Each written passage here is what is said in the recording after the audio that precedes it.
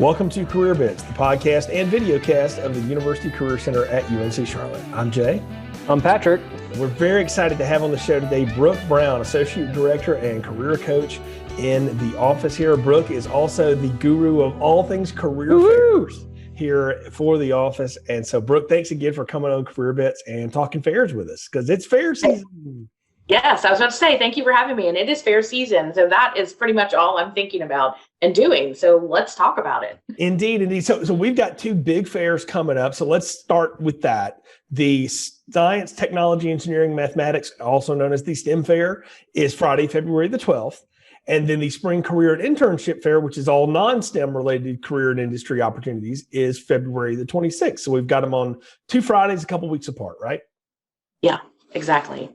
All right. So, and sometimes, go ahead. Sometimes we have students and employers kind of asking which fair should I attend, which I think is a great question, especially since the second one is just called Spring Career and Internship Fair, which is a little bit of a broad term.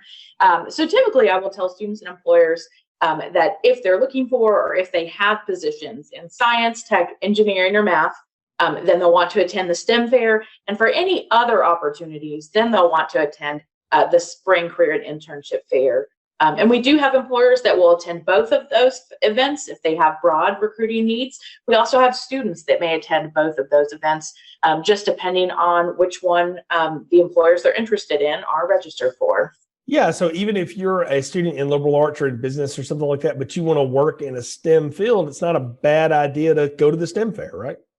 No, not at all. Yeah, there's a lot of employers that hire those who in HR positions, right? Or sales positions or communications positions. And sometimes, they're only able to go to one fair. And so I like that. Now, Brooke, when you're thinking about these fairs, in years past, they were in person, we would dress up nice, and we would go to this giant, huge venue. What are they going to look like this time around?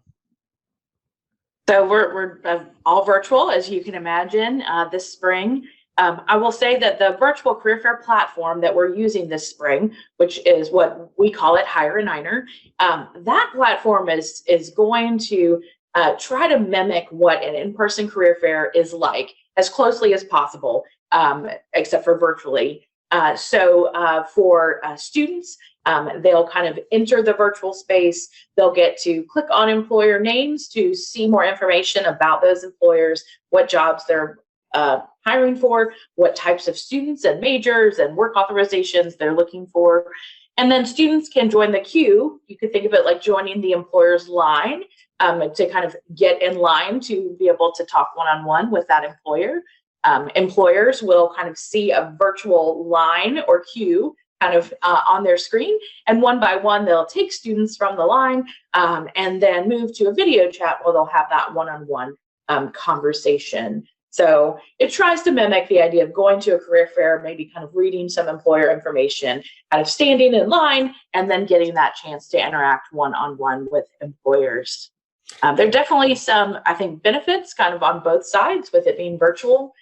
For example, students can get into up to 5 queues at a time. So that's not possible when you're one physical person. That's not possible? Even with all this technology that we have, we can't duplicate ourselves for? No, not yet. Maybe next year. But maybe at the STEM fair, they can work on that. Yes, they would be the ones to do it for sure. So students can get in up to 5 lines at the same time and kind of be waiting for those employers. And the system will kind of monitor, where they are in line and kind of keep their place in line. And then they'll be ready to talk to the employer when they get to the front of the queue. So that's what I was going to ask. If I'm in, 3 lines at once, Brooke, what if I get selected for 2 at the same time? What will I do? Yeah. So I don't know how this, our STEM friends could probably tell us how it works, but the system, the Hire a Niner, is built to kind of monitor that. And so if you're in the queue for Duke Energy and in the queue for Bank of America, and you get, you're chatting with Bank of America, you'll still be in the queue for Duke Energy, but a Duke Energy staff member won't be able to kind of take you from the queue and start that conversation until you finish with Bank of America. That's I really, want to really ask, cool. so that is cool. Yeah. I mean, it helps you get into the line and you don't lose your place in the line is what it kind of seems like, which is, it doesn't really happen with in-person ones. So like once you leave that line, you're back to the back, if you will. Yeah. You know, students are probably thinking through, man, I'm tired of being online. I'm tired of being Zoom. Would you agree that now's the time not to be tired and, you know, dress up from here on up, because you got this little box right here that you got to project yourself through and turn on your camera and turn on your microphone? I mean, does that make sense to you? Absolutely. I get it. You know, Zoom fatigue is a real thing. And not only are students experiencing it, but the employers are experiencing it too. But that's kind of where we are with the world. So the career fairs, I mean, that's a great time to really be on your game. I'm glad you mentioned attire. This is still a professional event, and professional attire, ideally a suit jacket and a dress shirt, is really kind of the ideal for attire, or for how you would kind of interact with employers and at the fairs. Other things to kind of look out would be your background. So like, clothes all over your bed, not an amazing choice, but kind of a blank or, kind of cleaned up background. And also maybe thinking about lighting, ideally having a distraction-free space. And for any students who want to kind of try that out or kind of get some tips, you could make a career coaching appointment and kind of, tell the career coach, hey, let's check out my background. How does this look? Can you hear me? Is the lighting good? We're certainly happy to give you some feedback on that.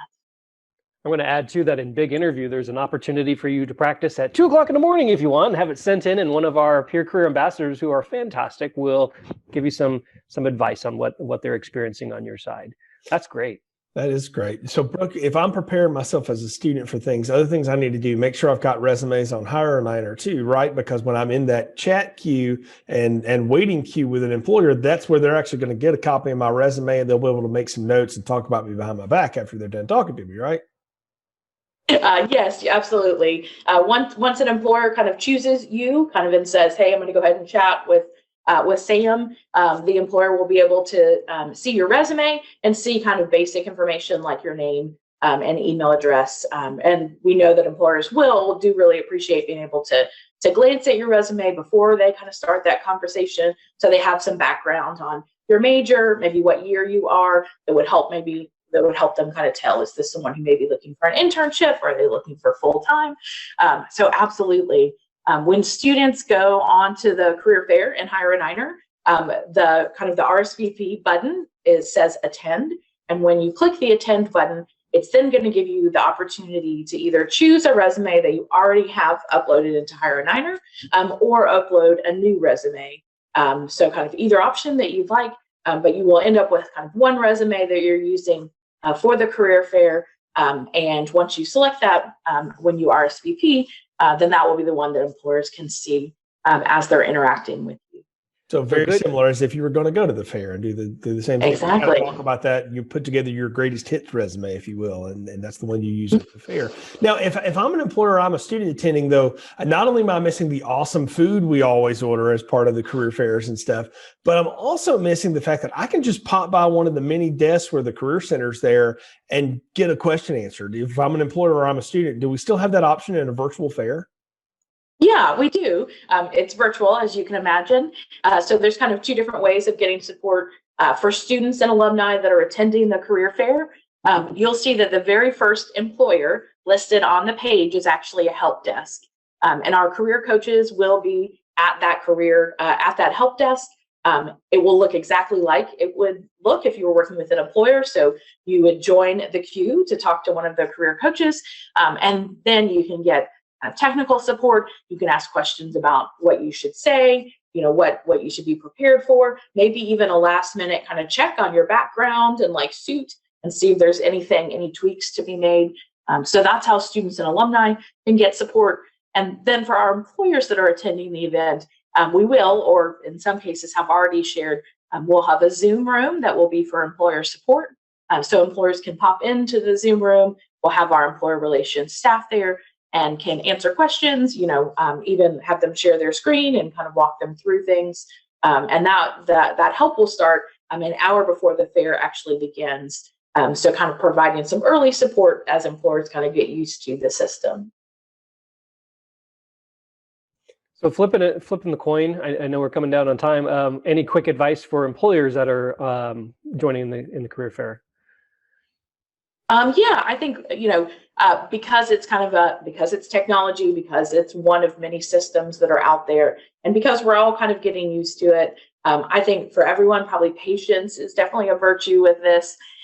We know, unlike when you have someone physically in front of you, that the conversation with them starts really quickly. But in the virtual setting, the student has to see the link and click on it and get into your Zoom account. So we know there's going to be a little bit of a time lapse there. So using that time to take a look at this student's resume and kind of get prepared for that conversation. I would also say there'll be a countdown timer when your conversation with a student starts. So kind of using that countdown timer kind of help, kind of guide your conversation. You'll also be able to see how many students are in your line. And just like you would in real life, kind of in in-person events, you see your line kind of building up, you might kind of move some of those conversations a little quicker. And then if there's not much of a line, you might then take the opportunity to chat a little longer with a candidate. That is great, Brooke. So if I'm a student and I want more information about the fairs, where should I go? Absolutely. So we have a website that's called Career Fairs. It's Career Fairs with an S.uncc.edu. That displays the events that we have coming up, and each of those pages has a student section. And on that page, you can see key information about the event, the list of organizations that'll be attending and what they're looking for. And employers can go to that same page for resources and information as well. Absolutely. And registration for both the STEM Fair and the Spring Fair are still open at this point. So any employers who feel like they may have hiring needs now in the spring, in the summer, or even for the fall semester, this is a great set of events to attend. Our next kind of events like this won't be until September, so that's about seven or 8 months away. So if you expect to have hiring needs in the next 7 or 8 months, I don't want you all to miss out, and then kind of we get to April or May and you realize, oh, now I need to do some hiring. Fantastic. Brooke, thanks once again for coming on Career Bits, sharing great information with our students, alums, and with our employer partners. Yeah, thank you for having me. Happy Career Fair season, everyone. As always, you can find support and help with the Career Center, career.uncc.edu. Follow us on our social media at Niner Careers. We're always here to help. Talk to you again soon.